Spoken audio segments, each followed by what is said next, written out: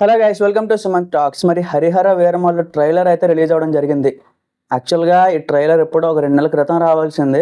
కానీ ఏదో కొన్ని రీజన్స్ వల్ల డిలే అవుతూ, లేట్ అవుతూ, పోస్ట్ పోన్ అవుతూ ఫైనల్గా సినిమా అయితే రిలీజ్ అవుతుంది. దాంతోపాటు ట్రైలర్ కూడా రిలీజ్ అవుతుందన్నమాట.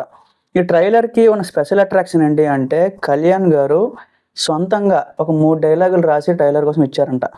సో మనకు ట్రైలర్ చూడంగానే అర్థమైపోతుంది ఏ డైలాగ్సో కూడా. ఎందుకంటే ఇప్పుడు కళ్యాణ్ గారు ఏంటంటే చాలా రోజులు అయిపోయింది సినిమాల వైపు వచ్చి, అంటే కంప్లీట్‌గా ఇన్వాల్వ్ అవ్వడం. ఒక సినిమా గురించి ఈవెన్ ఎక్కడైనా బయట ఏదైనా ఇప్పుడు ప్రసంగం ఏమైనా చేసేటప్పుడు కూడా ఓజీ అని అరిచినా ఫ్యాన్స్ చిరాకైపోతా ఉండేవారు. ఎందుకంటే రాజకీయాలనేవి వేరు, సినిమాలనేవి వేరు. బట్ ఏంటంటే ఈ రోజున ఒక ట్రైలర్ అఫీషియల్‌గా రిలీజ్ అవుతుంది కాబట్టి ఆయనే దగ్గరుండి మరి ట్రైలర్ ఏంటి, ఎలా వచ్చింది, అన్ని విషయాలు చూసుకోవడం జరిగిందనమాట. అదే మ్యాటర్‌లో మనకేంటంటే, ఈ ట్రైలర్ మాత్రం చాలా బాగా డిజైన్ చేశారు guys. First of all editor ఎవడో గాని మంచిగా చేసాడసలు. ప్రతీది సీన్ టు సీన్ కట్ చేయడం గాని, ఆ ట్రాన్స్‌ఫర్మేషన్ గాని, సో ఎస్పెషల్ ఆ బీజీఎంకి తగ్గట్టు ఒక్కొక్కటి పెట్టుకొని ఎళ్లారనమాట. చాలా బాగా ఎడిట్ చేశారు. ఎందుకంటే టీజర్ చూసేటప్పుడు కూడా నేను బాగా ఇంప్రెస్ అయ్యాను. కీరవాణి గారి మ్యూజిక్ యాజ్ ఇట్ ఈజ్ చాలా బాగా ఇచ్చారు. ఈవెన్ మిగతా సినిమాలకేమో తెలియదు గానీ, బట్ దీనికి మాత్రం బాగా చేశారనమాట. అయితే మరి సాంగ్స్ ఏమాత్రం హిట్ అవ్వలేదు, ఏంటి లేదు, మరి ట్రైలర్ కూడా అలానే చేస్తారేమో అనుకున్నాను. బట్ లేదు, ట్రైలర్ అయితే ఇంకా చింపి పడేశారింక. చాలా బాగుంది. కళ్యాణ్ గారు చాలా యాక్షన్ ఇయన్నీ చాలా ఎలిమెంట్స్ ఉన్నాయనిపిస్తుంది నాకు. ఎస్పెషల్లీ సినిమాలో ఇది పార్ట్ 1 అనమాట. ఈ పార్ట్ 1 సినిమాలో చాలా ఎక్కువ డ్రామా ఉండబోతుంది అని మనకి తెలిసిపోతుంది ట్రైలర్ చూస్తుంటేనే. ఎమోషన్స్ విషయంలో గానీ, చాలా టైప్స్ ఆఫ్ విషయాల్లో వీళ్ళందరూ బాగా హ్యాండిల్ చేశారు.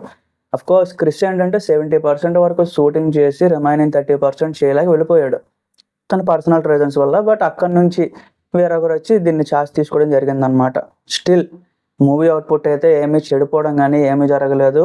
ఎలా అయితే ఆ టీజర్ చూసినప్పుడు అలాంటి ఫీలింగ్ వచ్చిందో, ఇప్పటికీ అదే మెయింటైన్ చేశారు. రేపు పొద్దున సినిమా దగ్గర కూడా మనకి మంచి ఎపిసోడ్‌లు పడే అవకాశం ఉంది. సో మనకు చాలా సీన్స్ ఏంటంటే ఇందులో హైలైట్ అవ్వబోతున్నాయి. అంటే ఆల్మోస్ట్ ఒక సీక్వెన్స్ వైస్ డివైడ్ చేస్తే 4 సీక్వెన్సెస్ ఉన్నాయి.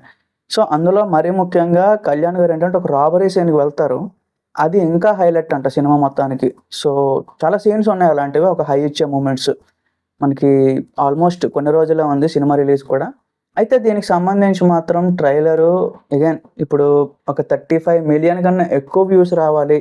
800కే అంటే 8 లక్షలు అనుకోండి. సో దానికన్నా ఇంకెక్కువ లైక్స్ రావాలి. సో ఈ టైప్ ఆఫ్ రికార్డులు పెడితే ఖచ్చితంగా ఏంటంటే ట్రైలర్ అనేది నంబర్ 1గా ఉండిపోయే అవకాశం ఉంటది. 24 అవర్స్ రికార్డ్ అనేది మనకి ఇంపార్టెంట్ కాదు. ఎందుకంటే 24 అవర్స్ రికార్డ్ అనేది మనకి ఎప్పుడో కూడా ఇంపార్టెంట్. ఎందుకంటే ఓజీ అప్పుడు కూడా చాలామంది ఎక్స్‌పెక్ట్ చేశారు. సో ఇట్లాగా డే 1 పెడతదా, లేకపోతే అంతకు ముందు వరకు 'సలార్' అని చెప్పి, 'పుష్ప' అని చెప్పి కొన్ని సినిమాలు ఉన్నాయి కదా! వాటన్నింటిని వెనక్కి పెట్టి వీరమల్లు ముందుకెళ్తదా? ఇలాంటి చాలా క్వెషన్ మార్క్స్ అయితే ఉన్నాయి. 24 అవర్స్ రికార్డ్ అయిపోయిన తర్వాత నేను మళ్ళీ చెప్తాను గైస్ అసలేంటి, ఎన్ని వ్యూస్ వచ్చినాయి, ఎన్ని లైక్స్ వచ్చినాయి, మనం డీటెయిల్‌గా మాట్లాడుకోవాలి. బట్ యాజ్ ఆఫ్ నౌ అయితే ట్రైలర్ ట్రెండింగ్‌లో ఉంది. మరి మీకేమనిపించిందో ఒకసారి కామెంట్‌లో చెప్పండి. Thank you.